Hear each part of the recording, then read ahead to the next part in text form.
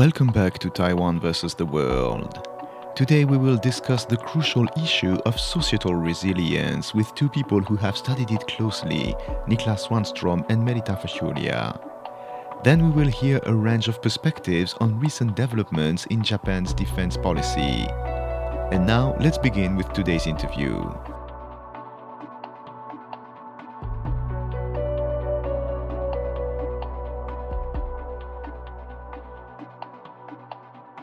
Today we speak about disinformation and society resilience again with two guests, Niklas Swanstrom and Melita Phachulia. Niklas and Melita, hello and welcome. Thank you. I would kindly ask you both to introduce yourself. Well, my name is Niklas Swanstrom. I'm heading the Institute for Security and Development Policy in Stockholm. And we've been working quite extensively on hybrid warfare, and of course, disinformation being one of the main issues, and of course, societal resilience. Of course, how societies meet these new challenges, and the lessons learned. What for the Nordic countries, for example, can learn from Taiwan and vice versa. Yeah, hello. So my name is Melita Phachulia. I'm the intern at the Institute for Security and Development Policy at the Asia Program and also Stockholm Center for Research and Innovation Security. And I work together with Niklas on different topics. And mostly my focus is on disinformation and societal resilience and security. So we have pretty much a clear view on what disinformation is, but you also advance the concept of societal resilience. Would you mind both explaining to us what you mean when you use this term? For me, the societal resilience is really how society anticipate the threats, how we withstand, how we adapt to it and recover, but also how societies learn from these challenges that we face. And these have three sort of core dimensions involved.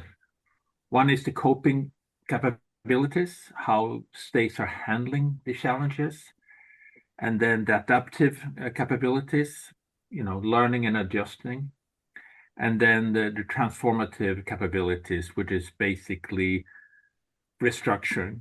And this is a bit of the challenges that societies meet. I mean, the adversaries to democratic societies, so let's be honest here, it's mostly non-democratic societies that attack democratic societies, is to decrease trust in institutions, to make us doubt our own institutions, our own governments, but also the civic engagement. And of course, we come back to that later, but Taiwan is a perfect example on this, and also maybe the Nordic countries, where they're trying to target the civic engagement, trying to make us become less engaged in our own societies because they're no use. And then, of course, it's a question of resource distribution and a just and fair resource distribution. And this is also something that the societal resilience is working quite a lot with. And it becomes of a whole of society approach, where societies are trying to meet these new threats that we're facing internationally. And I'm sure Melita can give an addition to that. Yes, also like for example, like disinformation is more like a virus, when resilience is like an immune system. So you can't really eliminate all viruses, but a strong immune system can prevent serious harm. So also in case of like states, like when the disinformation is targeted to states, and then they need to adapt and have some system that can cope in case of crisis, the war. And in this case, also Sweden has a really good example with its psychological defense agency, and also when they produced the brochure about how to do in case of war or crisis. So it informs the society the steps, what can be done in this kind of this scenario. And also sometimes people mix resilience with resistance, but like in reality, they are different terms. When resilience is defensive capacity and like collective ability to cope, and it aims to preserve trust, and it has term effect. When like the resistance is more like short term, and it's more like based on situation, and it's active opposition to aggression or manipulation, including some political, informational, and other cases. Thank you. So, all of this, of course, goes very deep in the nature of society. So, how do you, in practice, manage to help societal resilience when it is something that is so difficult to touch, something so intangible? Well, I mean, social resilience is, for me, it's very much about strengthening institutions, the collaboration with the civil and military institutions, but also between companies and government institutions. What we see is that the adversaries really target the seam between these institutions. Sometimes it's not effective in targeting a military institution. It might not be effective targeting a political institution, but the seam between the military and the political institutions, or the civil and military institutions, is much more effective. And I think that's where we need to look at. We need to look at the seams between the weaknesses in between the institutions in our societies.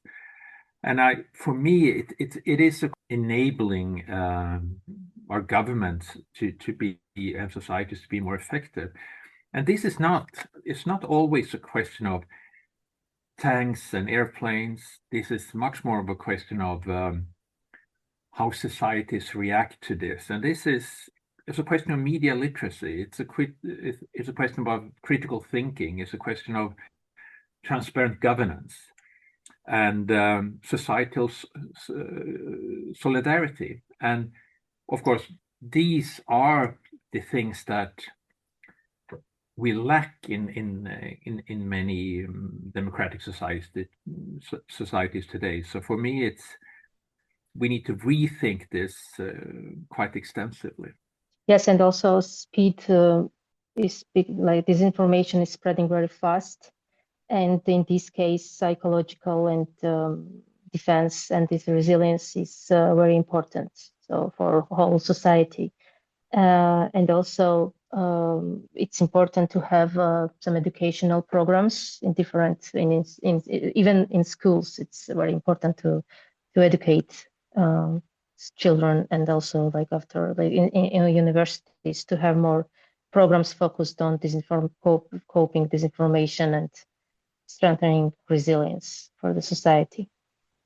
And in this case, also like citizens should be more informed how to cope disinformation. And there are many like cyber programs that can also teach state and as well as civil, like the people, how to act. Thank you. And now we are talking about Taiwan, and we know that in Taiwan it is actually a government policy. There is a plan by the government to strengthen what they refer to as whole of society resilience.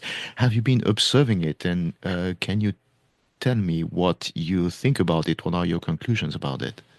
Well, I mean, the whole society, I mean, this is not a new concept for the Nordic countries. And I mean, if I'm speaking from Swedish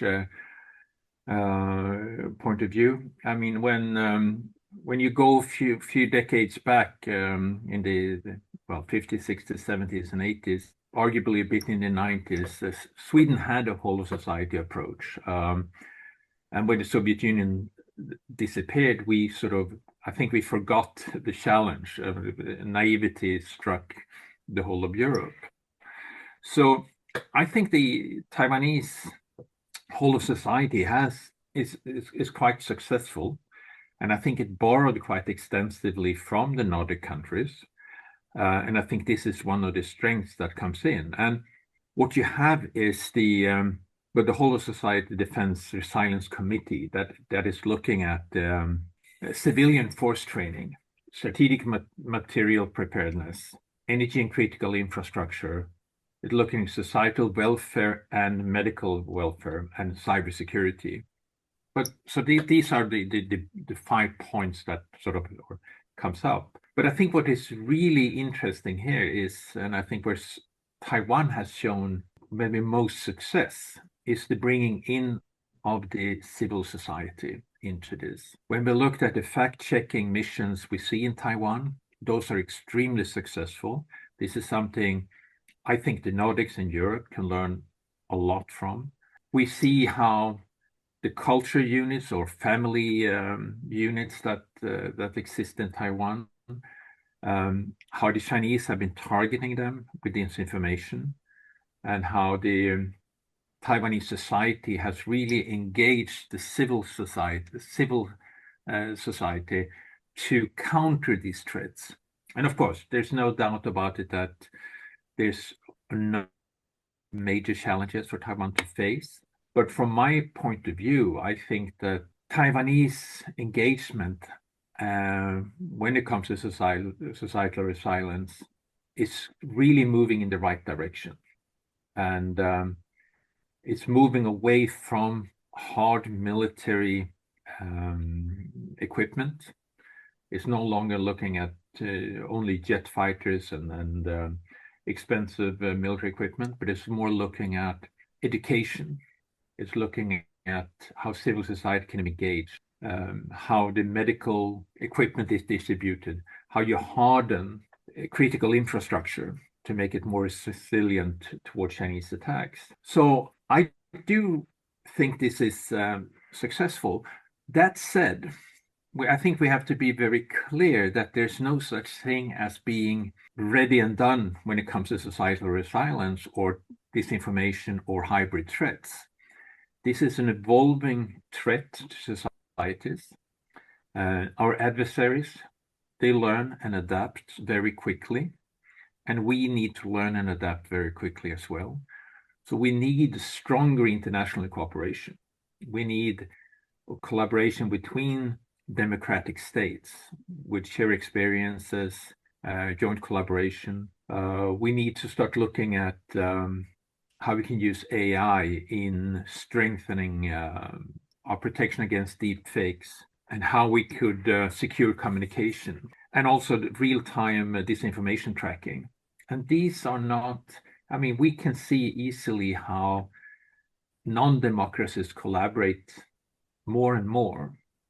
But unfortunately, I don't see the same level of cooperation among like-minded democracies. And then, of course, we do have the challenge of United States. Where is the United States today? Are they on the same side as Europe and Taiwan, Japan, South Korea? Are they closer to Russia? Or are they just a separate entity? So I think what we need to look at is we need to look at new policy frameworks where we can increase the international cooperation, increase the public-private partnerships across borders. And of course, again, Taiwan, I think it's the Han Kung exercises have been successful, but I think the most successful when it comes to Taiwan is the daily exercises that China is pushing towards Taiwan. Taiwan is the most attacked country in the world currently.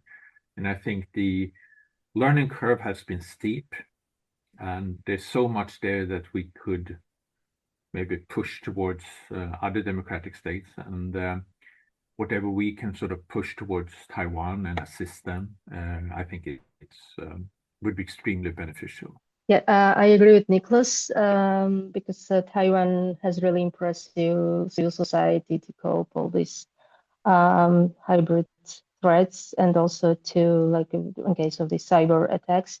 But it has limits also, and it needs support from other democratic states, and the international collaboration is important. This is actually a fairly new concept. When we look at societal sort of resilience, just if you go back to the early 2000s, we looked at this more in disaster relief. We looked at this as more of a how we handle economic shocks. And it was only with the Russian invasion of Ukraine 2014 and the occupation of Crimea, that we start looking at that slightly different, where we're looking at hybrid threats. We looked at civil preparedness, and with the full-scale invasion of Ukraine, and that was really the trigger point, and that's very recent. So what we're looking at today now is a new evolving concept of societal resilience that we adopt very quickly. And with new technologies like quantum technology, AI, it changes very quickly. And we need to be much more adaptive than we have been so far in adopting new technologies into this. And of course, being a democracy, we have difficulties in adopting as quickly as non-democracies because they don't really have the same ethical or individual concerns that we would have. I mean, the main goal for example, Sweden is to protect the individual. And if you look at Russia, it's protecting the state. And of course, Putin directly.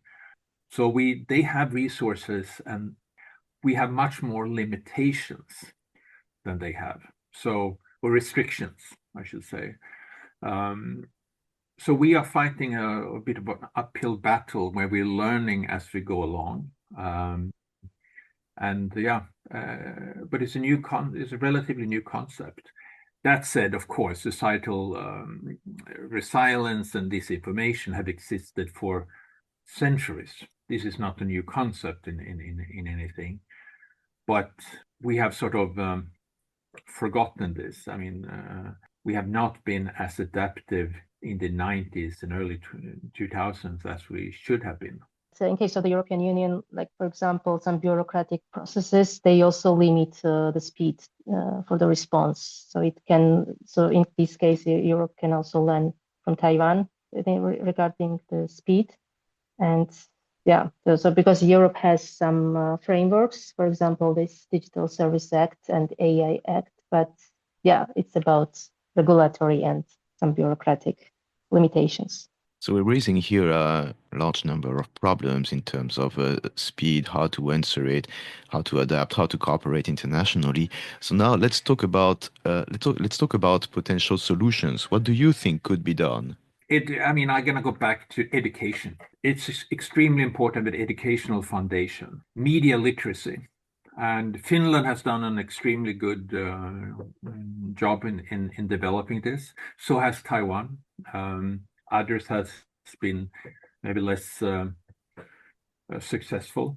It's about critical thinking that we need to train people. Once you have that basic foundation, we could definitely be more successful.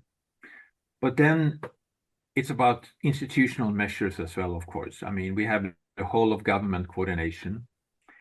We need much more transparent crisis communication. And I think this is much more difficult than we think it is. Because, of course, transparent crisis communication is also giving out things for the adversary. We have President Zelensky yesterday coming out and talking about a possible attack on Kyiv. That happened. But that sort of transparency needs to be there. We also need to stockpile critical supplies. And this is a challenge that we're looking at. And of hardening infrastructure. We need to rebuild more resilient infrastructure. And then societal capital. And this is where I come back to the civic engagement. This is about engaging people. Polarization benefits disinformation. Polarization benefits the lack of social cohesion. And this is also where the non-democracies target extensively. So there we need to build trust between governments and civil society, but governments and companies and civil society, to an extent that I don't think we really have done. Because when you talk about social cohesion, the adversaries target every single weakness there is. And this is about creating inclusive communities. If you have communities that are not included, this is where you target. Minority groups, the immigrants, this is really where that sort of disinformation or hybrid warfare will target. And of course, as I talked about, technical solutions. We need to be better at using AI, quantum technologies as defensive measures. But the problem we do have is that as a democratic society, we thrive on openness.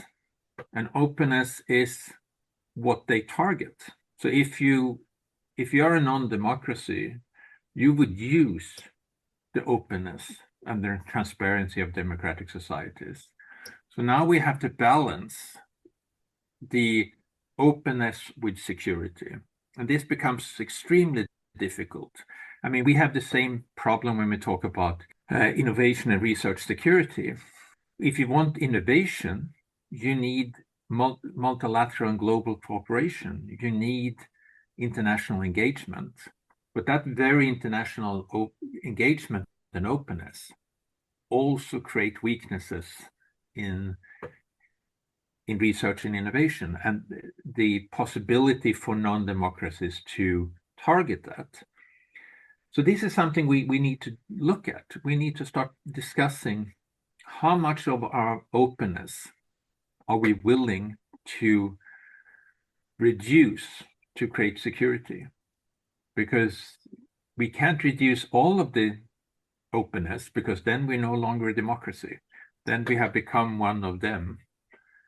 But we need to make sure that to have this societal resilience that enables us to maintain an open and transparent democracy while simultaneously be able to defend ourselves. So this is a continuous challenge that I think there's no easy solution to. And I don't see us ever being able to just say, we have won this conflict or won this war. There will just be a new way of fighting the next generation of societal threats. So I'm sorry for being pessimistic. That's very pessimistic. I was about to say that this is kind of a doomsday scenario. Isn't there anything positive? Isn't there anything that's going on the right direction, actually? It is in one sense negative, in a sense that the only way to win this war is to make sure that we are all on the same page. We're all striving in the same direction. And I don't think that that's going to be the case. However, I think by collaborating with like-minded states and using the technologies, we will be better at defending ourselves. But I don't see really the challenge. But maybe Melita has a slightly more positive view. Like there is a decline in democracy, and also in media freedom across the globe, and also I think that also disinformation should be treated more like a security issue and not only like a media problem. Because when societal resilience works when institutions are trusted, and also when citizens are prepared, when there's the communication going between different institutions faster, and also democracy is something that you can defend it every day. So it's also disinformation is something that prepares the ground for conflict, and in this case it's also important to have some pre-bunking rather than only debunking. And investing in education is very important in this case. I think if it was done like before, if the schools and then society was learning these tools, how to cope disinformation in early stages, the world would be a much better place. But you can trust it. You can start it anytime. So I think it's a good to invest in education and also in innovation. You just mentioned something intriguing here. when we talk about, you said debunking, and I think you used another term.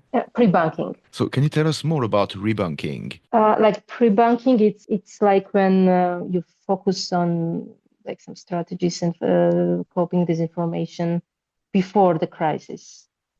And in this case, like for example, the Swedish Psychological Defense Agency has this to prepare society before the crisis. And also Ukraine, in case of Ukraine, they did some job like before the war. The society was prepared to cope with this, with the challenges. Yeah, and also for education, like for example, in Finland, Finland's education model is a good example, and the public preparedness campaigns. So indeed, yes, there are new methods that can be used. And it's interesting actually to discuss with you what is your methodology when you study this phenomenon, because again, they are very intangible. And on top of that, it's quite a pessimistic prospect. So how do you actually work? How do you perform your researches on this topic? Well, I mean, this is, I mean, this is a complicated sort of research area in the sense that the adversaries don't necessarily make things public. So here, what you need to do is you need to track. First of all, international collaboration is absolutely essential. You need to track anything from media, social media sources. You need to start looking at where, a rumor or an argument originates. So it is, to a large extent, a guessing game where you start. And what we also do is trying to use more and more new technologies. And I guess without knowing, because quantum technology is still in the early stages, once you have that sort of technology available, it's much easier to collect large amount of data and sort of detect origins that we will face or looking today. And then we tend to work quite extensively with these actors that are maybe have a democratic deficit, and we try to understand them and to see how do they operate. But the methodology here is really a collection of experiences, resources from a number of actors around the world. And Melita, of course, is working quite closely on that. Yeah, it also depends. It depends on country and also on the regions where you do the research, in which direction, and also on the language. Like there might be some information available in one language, but not in original one. So it can be different from per country. And in this case, you need media literacy and all these tools to identify where something is false and where something is true, like the real information. So I think you need some methods to track all the disinformation. You're referring here to the fact that you are looking into other countries. So, of course, we were talking about Taiwan, but can you tell me also other countries that were especially interesting in your research, countries that proved to be good examples?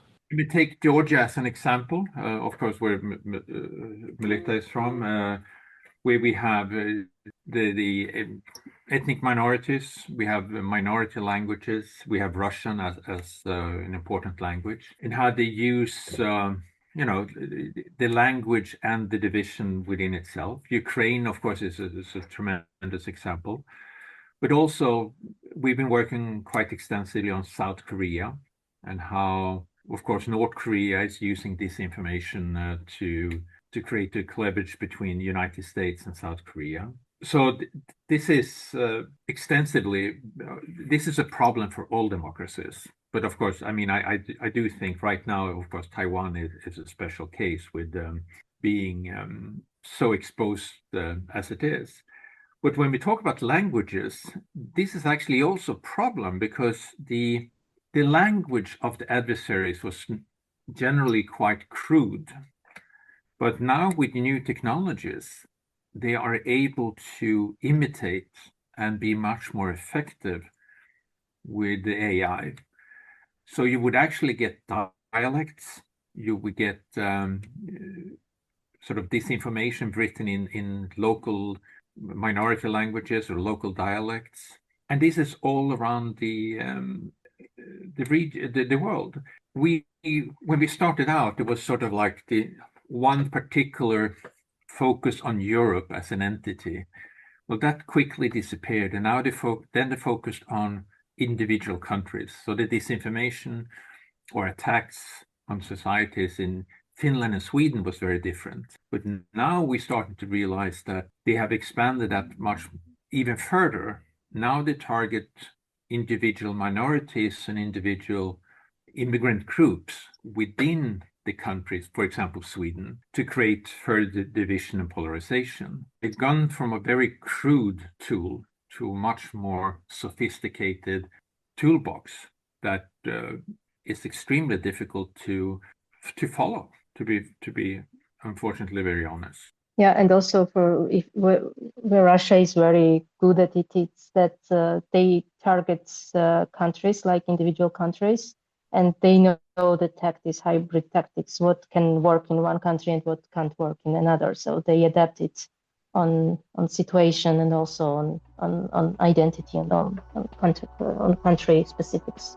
Melita and Niklas, thank you so much for being with us today and for all these clarifications. And let's keep hope then. Well, thank you. It's been a pleasure. Thank you.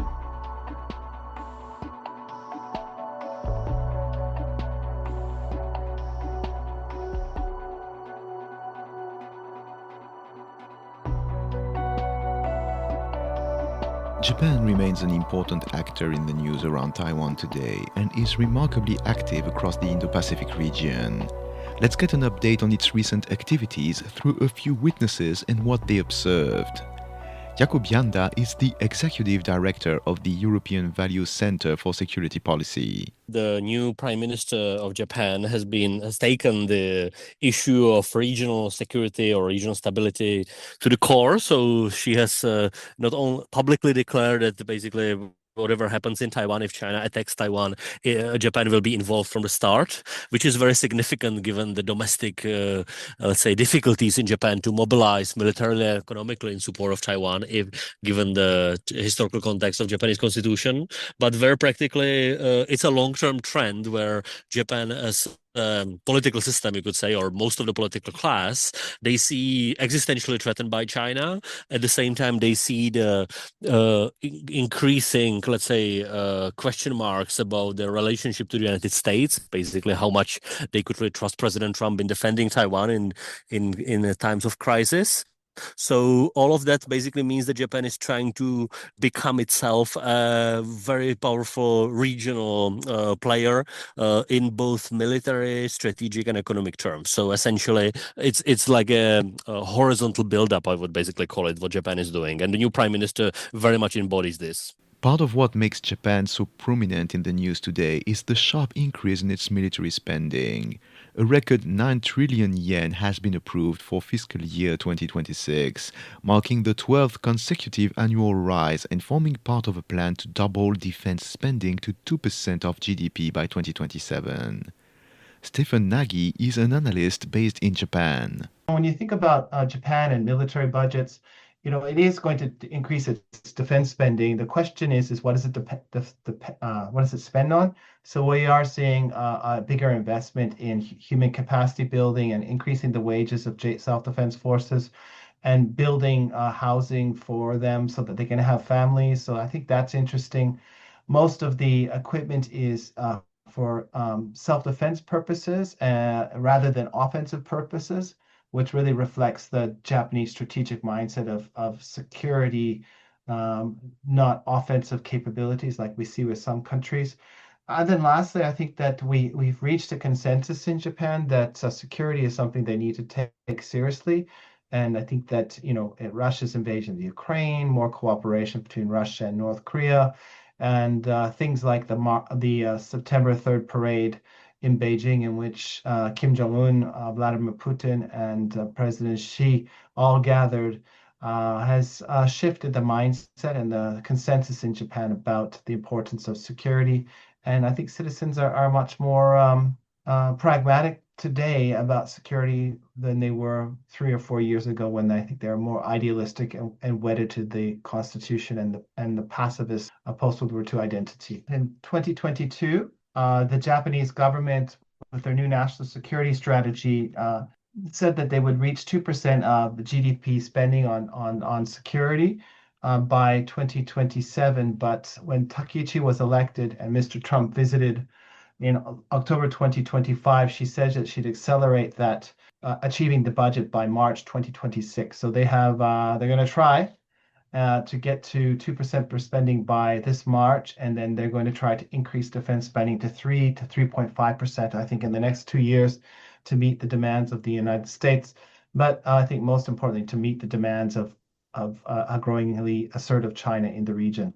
Andrew Koch of Nexus Pacific is also based in Tokyo and gives us more details about Japan's recent military acquisitions. Japan, ahead of schedule, is going to have Tomahawk missiles in the South China Sea probably by this summer, which means they have a standoff strike capability. They're working really hard to develop something called SHIELD, and that it stands for the Synchronized Hybrid Integrated Enhanced Littoral Defense Strategy. And it's essentially Japan learning the lessons of Ukraine. How do you use cheap, attritable drones to create a security buffer against a larger country with a larger defense industrial base? And that's what, so if Ukraine is doing that against Russia, that's what Japan wants to do in its southern island chain. And I think between having a standoff strike capability and them developing, an unmanned, kind of drone wall, if you will, those are all security enhancements for Japan that naturally spill over to the defense of Taiwan. So why is this happening now, and does it represent continuity or change? It seems really clear to me that Japan, Takaichi making those comments, it's not run of the mill for China. I think it really, really scares them. I think they understand that their overreaction, if you will. I mean, I think they canceled 500,000 flights in the last 2.5 months or something like that after she made those comments. And they announced major export bans for dual-use materials that will go into, to support the Japanese military, just last week. And they're doing the seafood bans again. So I think the PRC very much understands that what Japan is doing is going to try, kind of transform Taiwan. If they were to try to do something militarily, instead of being something where it's just them and Taiwan, it becomes this multi-front problem where Japan is a very capable actor, or at least becoming a very capable actor, and Japanese involvement really makes it exponentially more likely that the US becomes involved. For me, I think the real question, isn't whether, Japan and Taiwan are kind of converging on the same defense posture. I think that's in the mail. They absolutely are. I think the real question is whether, they move fast enough to turn, all of these policies into a deployed capability before it's tested. Hopefully just the things Japan are doing with Taiwan, helping to diversify drone supply chains. I think it just makes it slower for the PRC. And then in making it slower, there's more time to actually build up an credible deterrent. That way nothing ever happens. Well, I think both Japan and Taiwan continue to find ways to deepen people-to-people relations. So that means tourism, education, intellectual exchanges. And what we've seen over the past month or so, we've seen numerous Japanese politicians, from former defense ministers to former foreign ministers, visit Taiwan to meet President Lai, and to demonstrate that Japan has a strong friendship and partnership with Taiwan. And that means deepening relations. It means friendship. It means thinking about security in the region. And that's exactly what Japan has been doing. It's a bit of a nuanced debate, but in the 1972 Shanghai Communique, the Americans and the Chinese agreed to form a compromise over the status of Taiwan. So the Chinese readout says that other countries recognize China's claims over Taiwan, but the English or the Japanese version uses this expression of acknowledges China's claims over Taiwan. It's a subtle difference, but it basically means that they have their own position over Taiwan and that they want to maintain strong relations with Taiwan based on their definition of a one China principle. Japan's actions are widely seen as advantageous to Taiwan and as strengthening its international standing. These developments do not happen in a vacuum. They are the result of shifts both in China and in the United States. So obviously, Japanese leaders will not discuss this publicly because it's sensitive for any ally of the United States. But very clearly, they are watching very carefully how the United States under President Trump approach their allies, let's say Europeans, let's say within NATO or the Ukraine negotiations as well. And they are very worried because they are questioning whether United States would be fully confronting China if China escalates in East Asia. I think until for now, it's not like they would be withdrawing from the US-Japan alliance. Not at all. That's definitely not happening. But I think the US pressure towards Japan is on increasing defense spending, which is finally happening on a quite a major scale, but also on Japan to become more, let's say, self-reliant in terms of economic security. I mean, the successive Japanese government has been doing it, but I think now the urgency is very much visible, where Japan basically needs to become more of a, let's say, self-assured regional power. Which in some way, in strategic ways, you could say, basically could try to take some of the security of Taiwan under its umbrella. Japan can never really defend Taiwan militarily on a scope needed because Japanese military cannot really, let's say, outpace the Chinese military. The scope is unfortunately very different, but it's actually very significant that Japan is very openly saying, look, we are standing behind the security of Taiwan.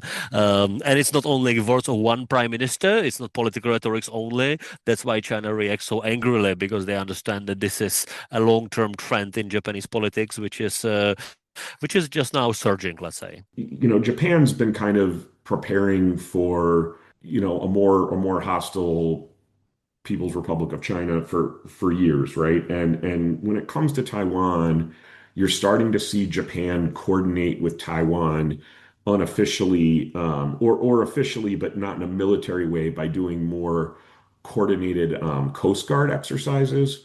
So it's interesting, whenever you hear anything about something going on, in the Philippine territorial waters, it's always, the Chinese Coast Guard, even if it's kind of not. So I feel like using the Coast Guard is a way to bring the temperature down diplomatically, but still begin training together militarily.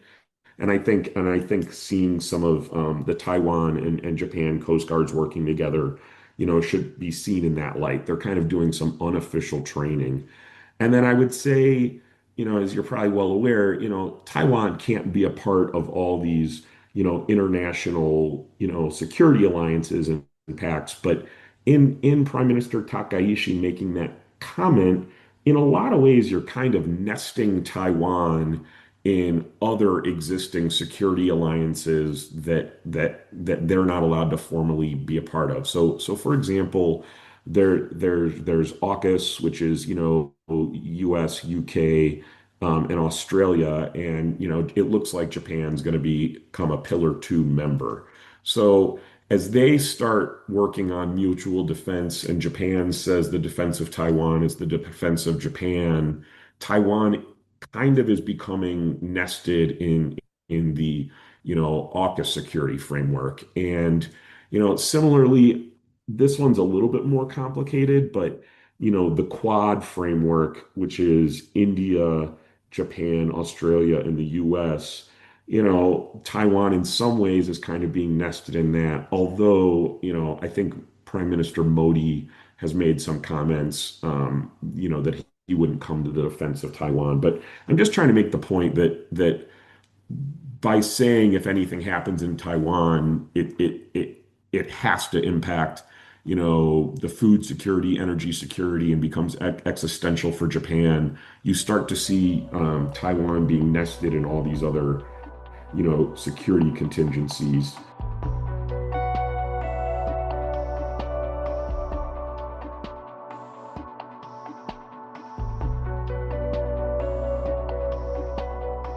Other news around Taiwan. Taipei and Washington announced a strategic economic initiative aimed at building a technology supply chain anchored in AI and semiconductors, with recent trade deals lowering tariffs and incentivizing Taiwanese investments in US production capacity. Taiwan also reported record export orders for 2025 at nearly 744 billion US dollars, driven by surging global demands for AI and high-performance computing technologies. Growth was strong across major markets, including the US, Europe, Japan, and even China. And finally, Chinese tourists sharply reduced travel to Japan amid Taiwan tensions. The number of Chinese tourists visiting Japan dropped by about half in December.